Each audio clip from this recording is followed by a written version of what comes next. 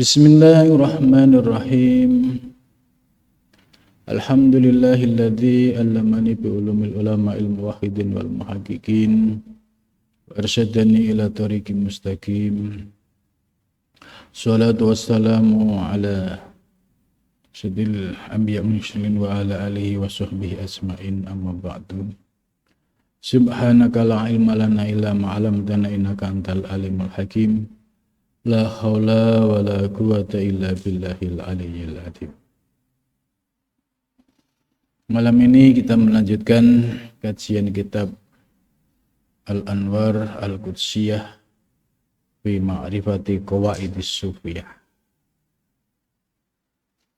Pembahasan malam ini yaitu masih terkait dengan talqin seorang syekh kepada muridnya. Qala musannif rahimakumullah wa nafa'ana bihi wa bi ulumihi fid dharain amin ya rabbal alam. Wa asma'u, dan mereka telah berkumpul, ai bi makna ittafaku, ya, mereka telah bersepakat ala annahu, atas sesungguhnya, ini hunya husaan, la yang bagi tidak pantas, lisaihin bagi seorang syekh, ayulakkina hendak mentalkin siapa syekh, al muridah pada murid, talqinas suluki dengan talqin suluk. Maksud dari penjelasan ini, ya, bahwa murid yang datang kepada seorang guru torekoh, ya, itu bermacam-macam, ya. Ada kalanya yang motivasinya dari rumah ingin ketemu seorang guru, seorang syekh, pengen minta dibimbing dengan talqin torekoh gitu. Tapi ada juga yang datang kepada seorang syekh, pada seorang guru, hanya menyampaikan keluh kesah soal persoalan duniawinya. Jadi tujuan untuk torekohnya itu sebenarnya tidak ada, hanya ya dia punya urusan duniawi, ingin didoakan oleh syekh supaya persoalannya selesai. Nah, menghadapi dua murid yang berbeda ini, ya, tentu dalam memberlakukannya itu tentu berbeda. Kalau yang kedua tadi, yang motivasinya datang kepada syekh, kepada guru, hanya minta didoakan semoga bisnisnya lancar, urusannya lancar, ya, terus hatinya nggak ada ketertarikan untuk masuk torekoh, maka ketika dia misalnya tiba-tiba minta talqin, ya, itu seorang syekh tidak diperkenankan mentalqin, ya, tamu yang kedua tadi yang datang hanya pengen untuk urusan duniawi, pengen didoakan. Lah, ketika mereka minta talqin, itu tidak boleh diberikan talqin suluk. Apa makna talqin suluk? Talqin suluk itu talqin yang levelnya sudah khususiyah, sudah khusus. Talqin suluk itu ketika dia sudah menerima talqin, wajib untuk mengamalkan kaifiat zikir dan memiliki prioritas ya di dalam mengamalkan kaifiat zikir ini. Nah, berbeda dengan tamu yang kedua tadi yang datang ya hanya untuk urusan dunia, ya tidak lantas ditalkin dengan talkin suluk, tapi cukup dikasih zikir ya untuk para pemula. Jadi misalkan ada tamu datang yang awalnya urusan duniawi, terus minta zikir karena dengar-dengar di sini memberikan ijazah zikir, ya sudah dikasih talqin zikir yang sifatnya umum.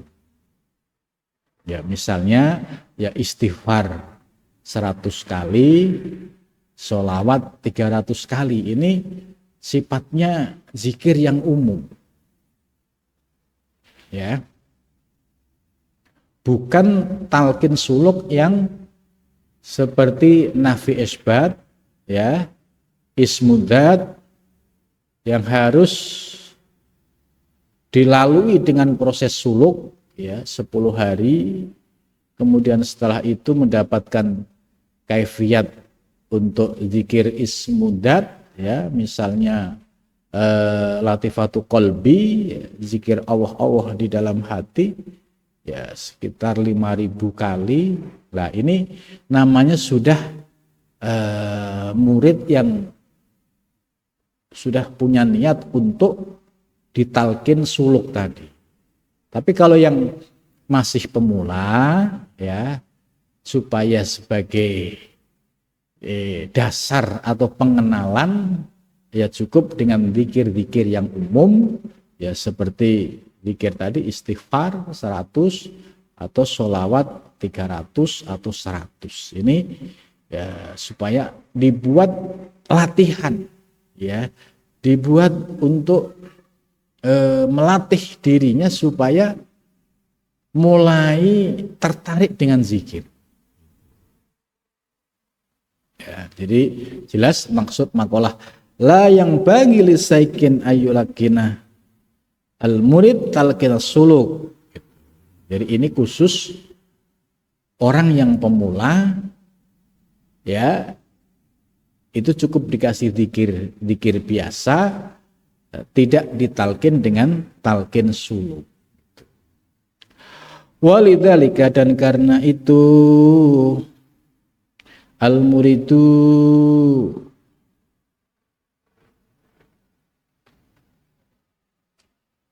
walidzalika, dan karena itu al-muridu bermula murid ya, itu alaqatun dunyawiyatun, masih memiliki keterkaitan dunia yang cukup tinggi. Jadi kalau memang orangnya itu sibuk pedagang, pengusaha, atau dia pejabat gitu ya, atau karyawan atau profesional yang mereka tidak mungkin melakukan sebuah suluk karena sebab rutinitasnya kerja di kantor dan aktivitas berdagang dan sebagainya, maka cukup diberikan ijazah zikir yang sifatnya umum tapi memberikan manfaat kepada yang bersangkutan. Contoh, kenapa istighfar 100 kali? Ini kan juga ada dasarnya. Ya, Rasulullah SAW yang maksum saja tiap hari tidak lepas zikir istighfar itu 70 kali, sab'ina mar. Nah, kemudian Rasulullah juga dalam hadis lain istighfar 100 kali. Ya, kita ambil yang 100 kali. Nah, tujuan istighfar ini supaya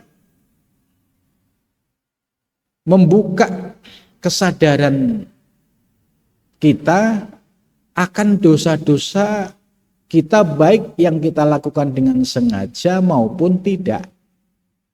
baik dosa-dosa yang zahir maupun yang batin.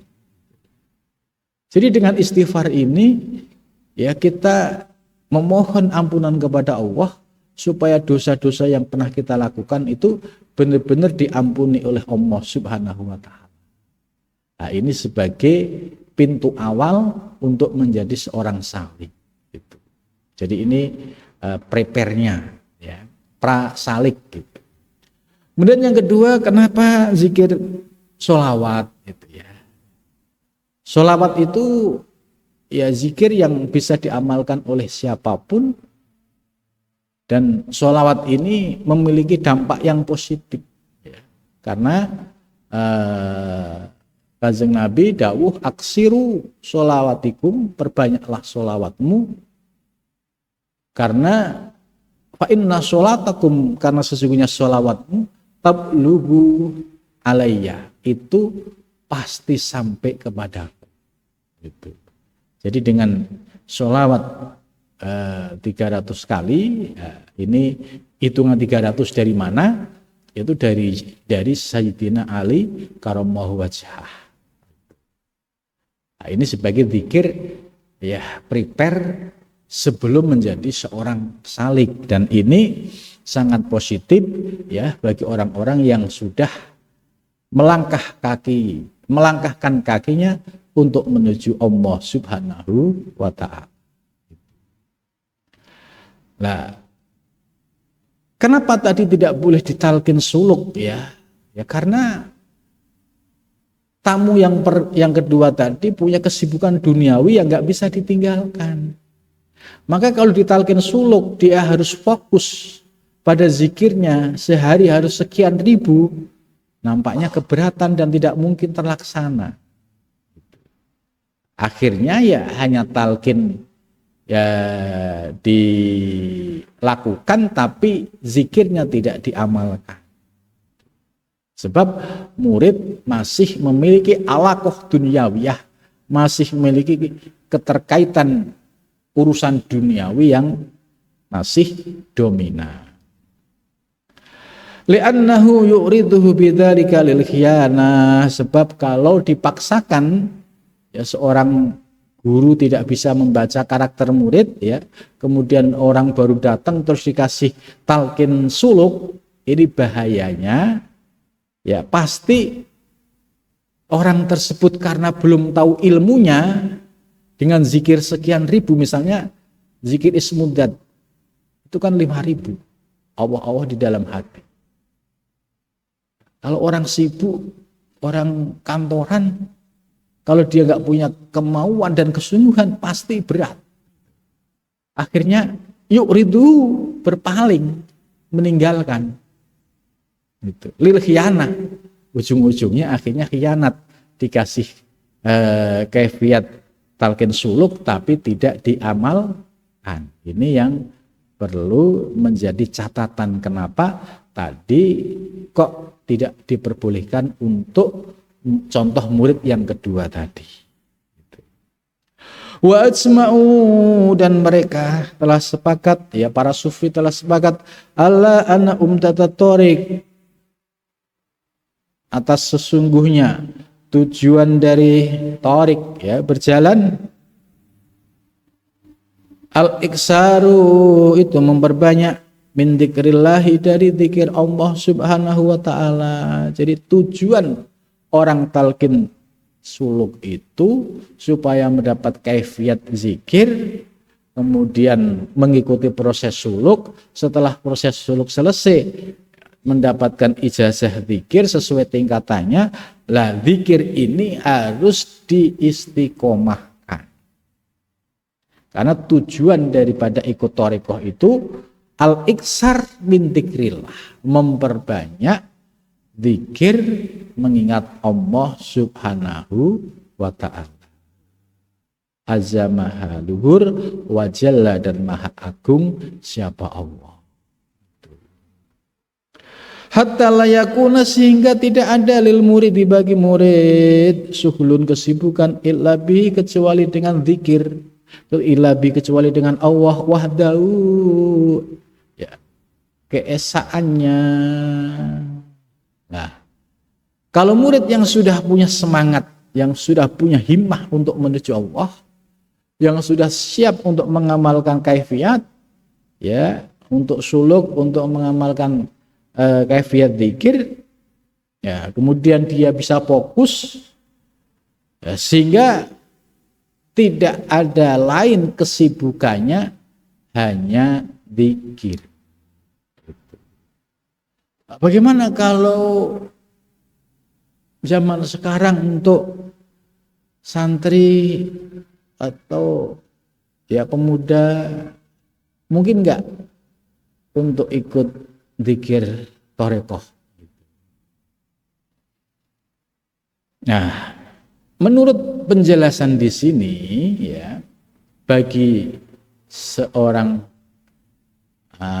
remaja, pemuda yang masih memiliki alaqah duniawiyah cukup dominan, harus sekolah, ya kan, harus kuliah, kalau kerja harus kerja, kaifiat yang pas, yang cukup tadi, istighfar dan sholawat itu dulu. Kecuali kalau memang sudah bisa memanage waktu dan sudah memiliki kematangan pemahaman ilmu sehingga bisa mengatur waktunya, itu tidak apa-apa. Yang tidak diperbolehkan khawatirnya ada madorot. Contoh tadi seorang, ya, murid datang kepada guru, ya, posisinya ini masih mahasiswa lah, terus minta ditalkin dzikir, talkin suluk, nah, terus dikasih benar,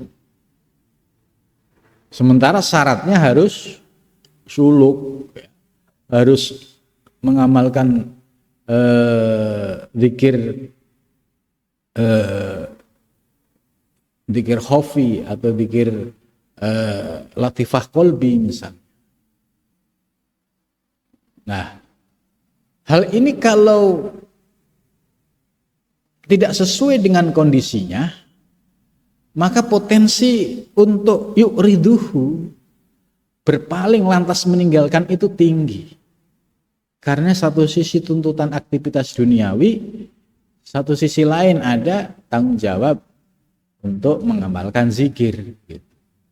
Karena itu menurut saya ya lebih baik dikasih kaifiat yang sesuai dengan kehidupannya, ya, yang ringan-ringan saja, yang tidak sampai ribuan.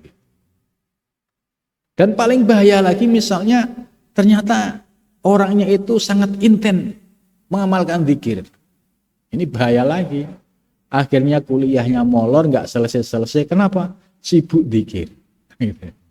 Terus yang kerja tiba-tiba pengen resign. Kenapa? Saya pengen fokus zikir. Nah, terus anak istrinya dikasih makan apa nanti? Nah, ini dampak negatif seperti ini kalau tidak didasari dengan ilmu yang utuh bisa mendatangkan madhor. Karena banyak yang akhirnya kemudian pengen fokus untuk zikir, harus meninggalkan kantor, resign. Dia tidak pernah berpikir bahwa dengan resign itu akan berdampak, satu, sumber nafkah terputus, terus bagaimana nafkah anak dan istri ke depannya. Ini kalau tidak diselesaikan juga menimbulkan masalah baru. Maka harus ada pertimbangan-pertimbangan rasional yang terukur. Jadi nggak boleh pertimbangan mabuk. Wes nggak apa-apa, yang penting saya fokus ke zikir. Soal itu saya serahkan Allah. Gitu. Anak saya serahkan Allah, istri tak serahkan Allah. Kalau anaknya benar-benar nggak makan, nggak sekolah, kan repot.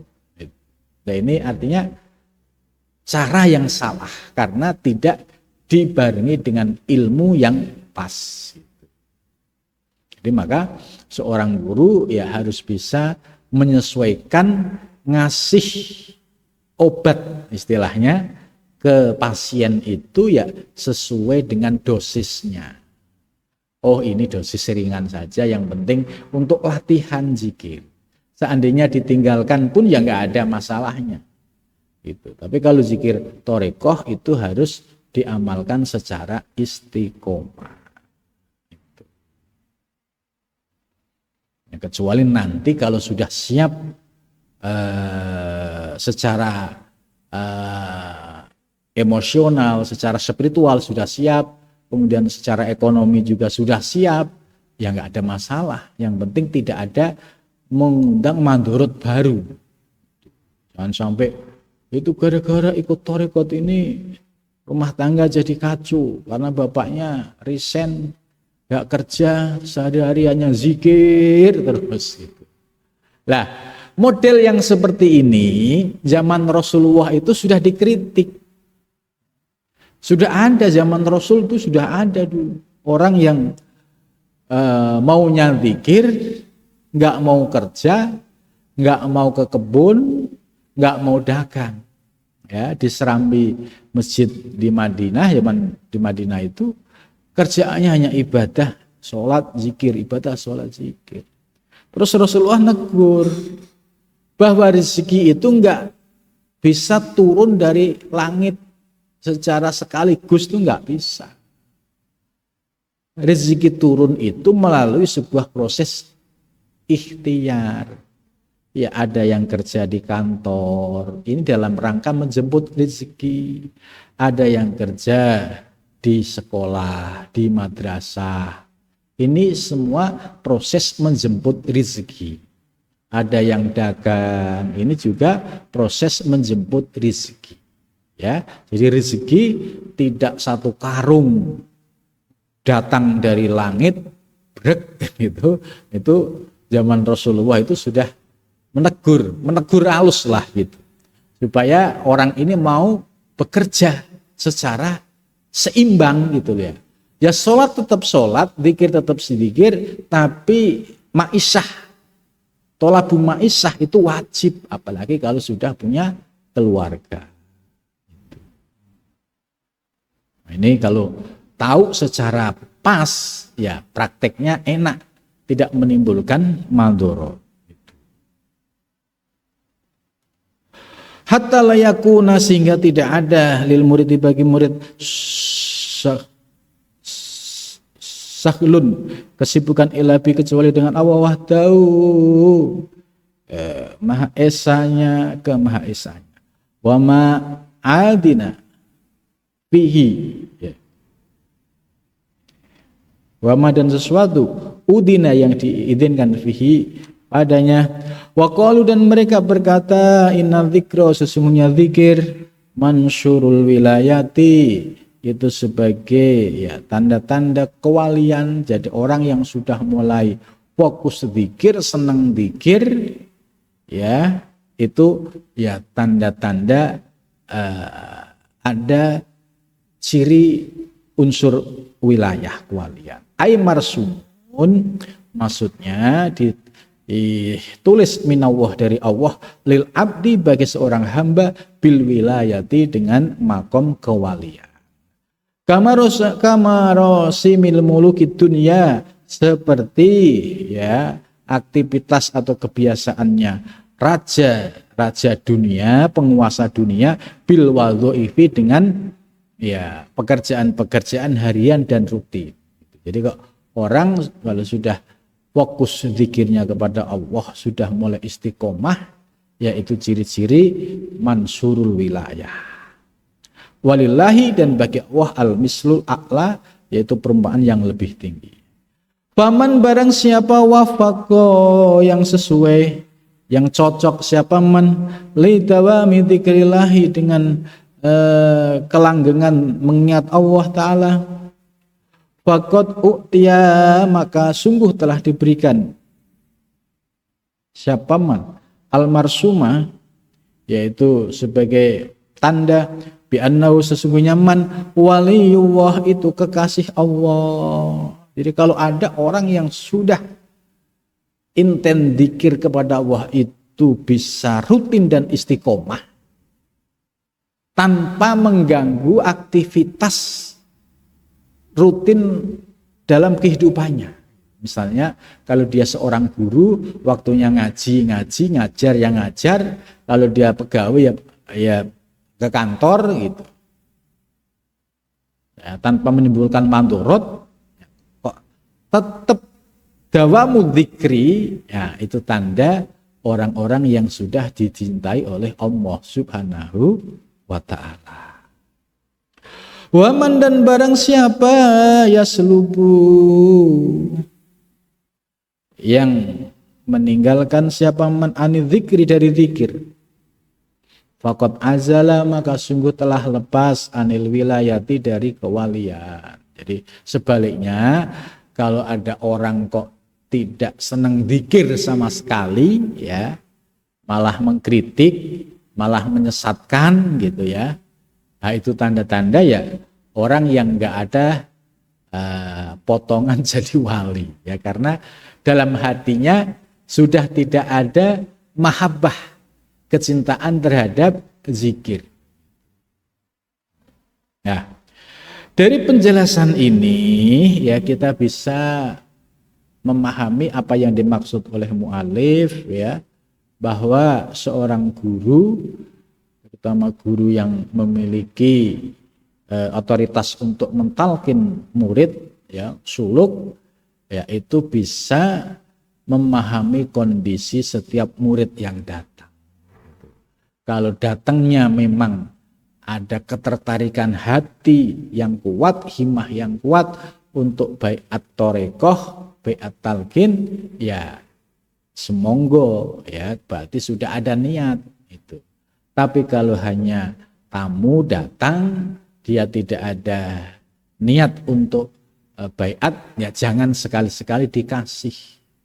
Nanti kasihan ya, dia hanya ikut baiat tapi zikirnya tidak diamalkan, karena ya selain ilmunya belum paham, hatinya belum tertarik, kemudian alaqoh dunyawiyahnya masih dominan. Karena itu kita berjalan ya, mengalir saja ya, nanti Allah lah yang mengatur ya kapan kita harus zikir talqin suluk gitu.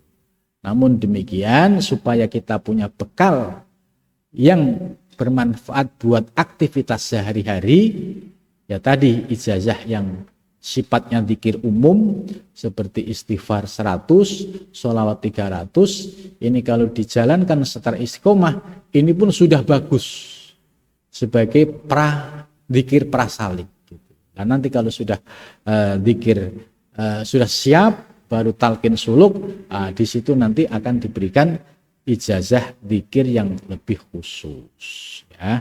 Jadi jelas bahwa manfaat zikir itu ya sudah disampaikan oleh mu'alif tadi ya. Ciri-ciri orang yang memiliki kewalian, ciri-ciri kewalian yaitu salah satu tandanya memiliki kesenangan di dalam mengamalkan zikir. Bagi para salik, ketika sudah mulai rasa senang zikir ya, ini sudah sebagai pertanda bahwa hati kita sudah mendapatkan limpahan nur ilahiyah. Namun demikian ya, kita jangan sampai tidak sadar makom kita.